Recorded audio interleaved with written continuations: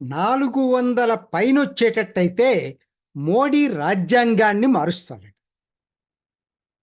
సరే, వాళ్ళ పార్టీ ఎన్నికల ప్రచారంలో భాగంగా వాళ్ళ క్యాడర్ని ఉత్సాహపరచడానికి ఈసారి 400 పైగా అని చెప్పి మోడీ స్లోగన్ ఇవ్వటం అందరం చూసాం.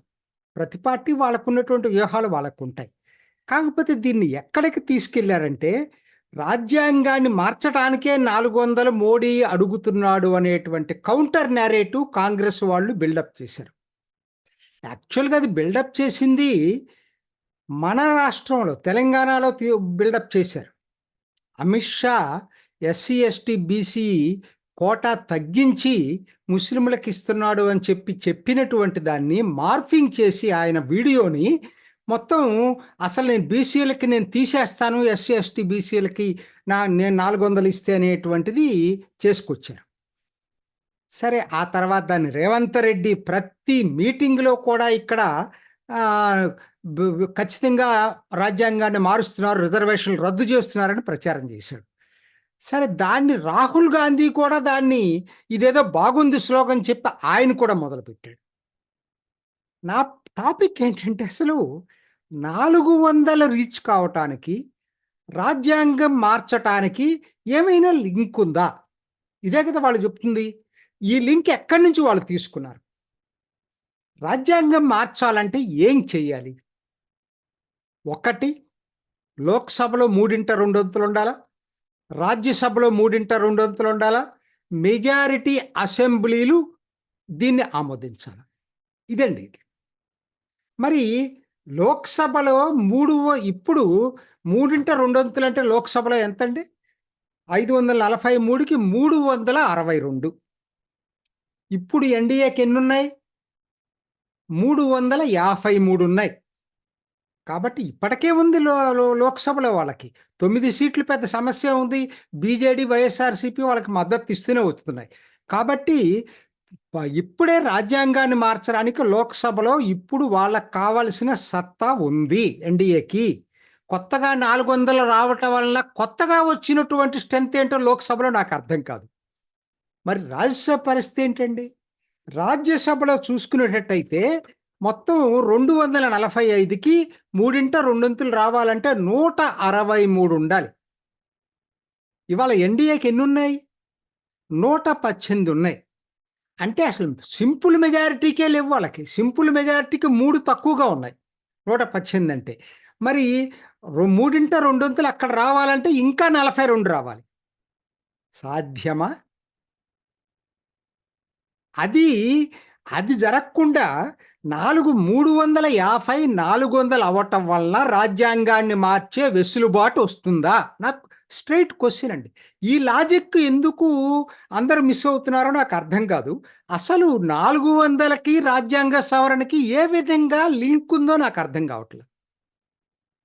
మీరు రాజ్యసభలో కూడా మాకు 3/2 మెజారిటీ ఇవ్వండి అని చెప్పి మోడీ అడిగినప్పుడు, కనీసం మీరు రాజ్యాంగం మార్చడం కోసం మోడీ అడుగుతున్నాడని అంటే కొంత లాజిక్ ఉంటుంది. ఆయన ఇంటెన్షన్స్ ఏదైనా కావచ్చు, అది పక్కన పెట్టండి. ముందు అసలు నీకు లాజిక్ ఉండాలి కదా.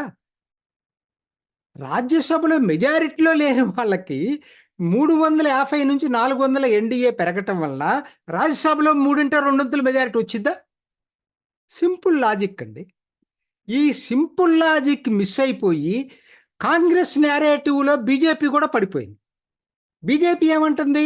కాదు, రాజ్యాంగాన్ని కాంగ్రెసే ఎక్కువ సార్లు మార్చింది. అసలు అది కాదు, అసలు నేరేటివే కాదు. అసలు రాజ్యాంగానికి మార్చడానికి 400కి సంబంధం ఏంటి? మా కేడర్ని ఉత్సవపరచడానికి మేము ఏదైనా చెప్పుకుంటాం. రాజ్యాంగం మార్చాలంటే 350 400 చేయటం వల్ల సాధ్యమవుతుందా రాజ్యాంగం మార్చడం? లాజికల్ పాయింట్ ఇక్కడ. అంటే మైండ్ గేమ్ ఆడుతుంది. మన తెలంగాణలో రేవంత్ రెడ్డి మైండ్ గేమ్ ఆడాడు. దాన్ని రాహుల్ గాంధీ అందిపుచ్చుకున్నాడు. ఇండి కూటమి కూడా అబద్ధాన్ని జనంలోకి తీసుకెళ్లటంలో పూర్తిగా సక్సెస్ కాలేదు, కానీ కొంత మాత్రం నమ్మే సెక్షన్ ఒకటి తయారైంది. అంటే అబద్ధాల నేరేటివ్ తోటి బిల్డప్ చేయటంలో తెలంగాణ అసెంబ్లీ ఎన్నికల్లో ఎట్లయితే కాంగ్రెస్ బిల్డప్ చేసి సాధించిందో మెజారిటీ, ఈసారి కూడా తీసుకురావాలనే ఒక కుట్టీల పన్నాగంలో భాగం ఇది. సరే అండి, పక్కన పెట్టండి. అసలు మోడీ హయాం 10 సంవత్సరాలు జరిగింది కదా! ఈ 10 సంవత్సరాల ట్రాక్ రికార్డ్ ఏంటి? రాజ్యాంగాన్ని ఎన్నిసార్లు మార్చారు మోడీ? మరి రాజ్యాంగాన్ని మార్చింది 8 సార్లు మార్చారు మొత్తం. ఈ 8 సార్లు కూడా సర్వసమ్మతంగా, ఏకగ్రీవంగా రాజ్యాంగాన్ని మార్చారు. ఇది మర్చిపోతున్నాం మనం. అంటే ఏంటి? అందరూ ఒప్పుకున్న అంశాల్లోనే మార్చారు. అన్నిటికన్నా మొదటది 2015లో judicial appointments, national judicial appointments commission. అందరూ యాక్సెప్ట్ చేసినా ఇది ఏమైపోయిందంటే ఆ కమిషను సుప్రీంకోర్టు కొట్టేసింది. తర్వాత 2000 ఇంకొకటి బంగ్లాదేశు, భారత్‌తో సరిహద్దుల మార్పిడి అందరి ఆమోదంతో జరిగింది. ఆ తర్వాత 2017 నుంచి 17లో జీఎస్టీ ఆమోదం అందరి ఆమోదంతో జరిగింది. ఈ 3 తప్పిస్తే 2018 నుంచి అన్ని రిజర్వేషన్లకు సంబంధించినయే. ఎన్సీబీసీకి, నేషనల్ కమిషన్ ఫర్ బ్యాక్వర్డ్ కమిషన్స్కి రాజ్యాంగబద్ధత, 2019లో ఎకనామికల్లీ వీకర్ సెక్షన్స్కి 10% రిజర్వేషను, 2020లో మరో 10 సంవత్సరాల ఎస్సీ ఎస్టీలకి రిజర్వేషను పొడిగింపు, 2021లో రాష్ట్రాల హక్కుల్ని హరించిన సుప్రీంకోర్టు తీర్పుకు విరుద్ధంగా పార్లమెంట్లో ఓబీసీలకు, రాష్ట్రాలకి తిరిగి అధికారాల పునరుద్ధరణ, తర్వాత 2023లో చట్టసభల్లో 1/3 మహిళలకు ప్రాతినిధ్యం. ఇవండి అన్ని రిజర్వేషన్కి అనుకూలంగా, ఒక్కటి కూడా వ్యతిరేకంగా లేదు. ఎక్కడి నుంచి ఈ ఈ ఇది పోగు చేశారు ఈ వార్తలు, గాలి వార్తలు?